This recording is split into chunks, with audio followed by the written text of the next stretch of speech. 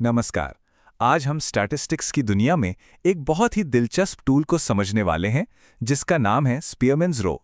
अगर आपके पास ऐसा डेटा है जो रैंक्स पर आधारित है तो उनमें क्या रिश्ता है, ये जानने का ये एक बेहतरीन तरीका है।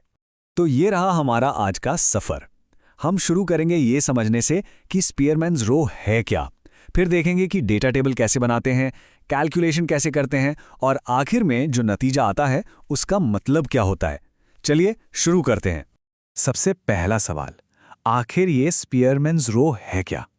सोचिए, इसका इस्तेमाल तब होता है जब हमारे पास सीधे सीधे नंबर्स नहीं बल्कि रैंक्स होती हैं, जैसे किसी दौड़ में कौन पहले आया, कौन दूसरे नंबर पर वगैरह।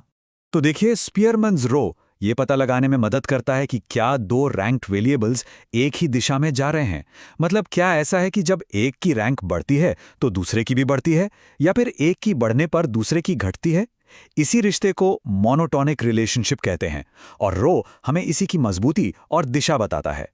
चलिए अब थ्योरी से प्रैक्टिकल की तरफ बढ़ते हैं। हम एक असली उदाहरण लेकर स्टेप बाय स्टेप पूरी कैलकुलेशन को समझेंगे। यहां हमारे पास 10 स्टूडेंट्स का डेटा है। हम उनकी अंडरग्रेजुएट परीक्षा, जिसे हम X कहेंगे, और एक एंट्रेंस टेस्ट, जिसे हम Y कहेंगे, इन दोनों में मिली रैंक्स को देख रहे हैं।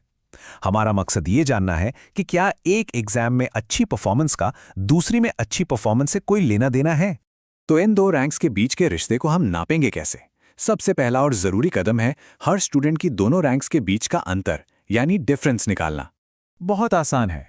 हम एक नया कॉलम बनाएंगे D नाम से और इसमें हर स्टूडेंट के लिए रैंक X में से रैंक Y को बस घटा देंगे।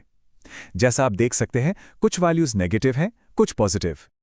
अब अगला स्टेप, ये जो हमने डिफरेंस निकाला है इसका हम स्क्वायर कर देंगे। अच्छा, स्क्वायर क्यों? क्योंकि ऐसा करने से सारी नेगेटिव वैल्यूज पॉजिटिव हो जाती हैं। हमें बस अंतर का साइज जानना है, उसकी डायरेक्शन, यानी प्लस या माइनस से फर्क नहीं पड़ता।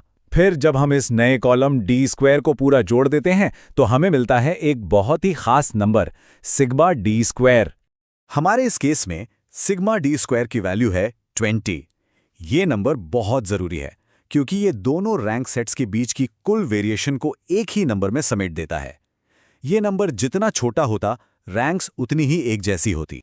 तो अब जब हमारे पास सिग्मा डी स्क्वायर की वैल्यू आ गई है तो हम इसे स्पीयरमैन्स रो के फॉर्मूले में रखने के लिए पूरी तरह तैयार हैं। ये रहा हमारा फॉर्मूला। पहली नजर में शायद थोड़ा डरावना लगे, पर है बड़ा सीधा साधा। देखिए, हमें बस एक से एक फ्रैक्शन को घटाना है।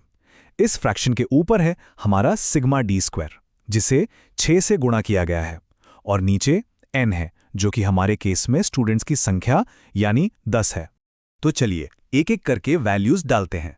सिग्मा डी स्क्वायर 20 है और n 10 है। ऊपर 6 गुणा 20 हुआ 120, नीचे 10 गुणा 10 का स्क्वायर -1 हुआ 990। अब 120 को 990 से डिवाइड किया तो आया 0.121, और आखिर में 1 में से 0.121 घटाने पर हमें मिला हमारा फाइनल जवाब 0.879। तो हमारे पास एक नंबर आ गया है 0.879। लेकिन सबसे जरूरी काम तो अब है ये समझना कि ये नंबर हमें कहानी क्या सुना रहा है। देखिए, रो का जवाब हमेशा -1 और +1 के बीच ही आता है। अगर जवाब +1 के बिल्कुल करीब है तो इसका मतलब है कि दोनों में पक्की दोस्ती है। एक की रैंक सुधरती है तो दूसरे की भी। इसे हम कहते हैं स्ट्रॉन्ग पॉजिटिव कोरिलेशन। अगर जवाब -1 के पास है तो मतलब रिश्ता उल्टा है, एक की रैंक सुधरती है तो दूसरे की बिगड़ती है। और अगर 0 के आसपास है तो मतलब कोई खास रिश्ता नहीं है। हमारे केस में 0.879 का नतीजा 1 के बहुत करीब है। इसका मतलब है कि एक बहुत मजबूत पॉजिटिव रिश्ता है। आसान भाषा में कहें तो जिन स्टूडेंट्स ने अंडरग्रेजुएट एग्जाम में अच्छी रैंक पाई, उनकी एंट्रेंस टेस्ट में भी अच्छी रैंक आने की पूरी संभावना थी। और यहीं पर हम स्टैटिस्टिक्स के सबसे जरूरी सबक पर आते हैं। कोरिलेशन का मतलब कॉजेशन नहीं होता। मतलब सिर्फ इसलिए कि दो चीजें एक साथ हो रही हैं, यह साबित नहीं हो जाता कि एक की वजह से दूसरी हो रही है। हो सकता है कोई तीसरी ही वजह हो जो दोनों पर असर डाल रही हो। इस बात को याद रखना हमेशा बहुत जरूरी है।